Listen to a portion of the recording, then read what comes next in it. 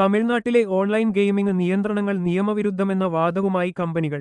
Tamil Nadu online gaming regulation ആക്ടിലെ നിയന്ത്രണങ്ങൾ ചോദ്യം ചെയ്തുകൊണ്ട് പ്ലേ ഗെയിംസ്, ജംഗ്ലി ഗെയിംസ് തുടങ്ങിയ പ്രധാന ഗെയിമിംഗ് കമ്പനികൾ സമർപ്പിച്ച ഹർജികളിൽ മദ്രാസ് ഹൈക്കോടതി ഇന്ന് വാദം കേട്ടു.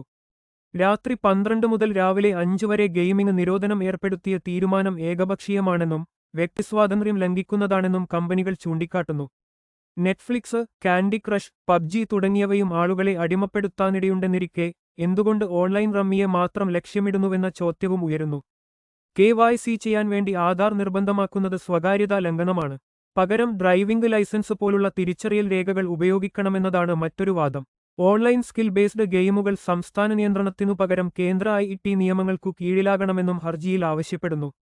2 മണിക്കൂർ മാത്രമേ റിയൽ മണി ഗെയിമുകൾ പ്രവർത്തിപ്പിക്കാനാകൂ എന്ന നിബന്ധന ഒഴിവാക്കി സമയക്രമത്തിൽ കമ്പനിക്കു തന്നെ തീരുമാനമെടുക്കാനുള്ള അവകാശം അനുവദിച്ചു കിട്ടണമെന്നതാണ് മറ്റൊരാവശ്യം.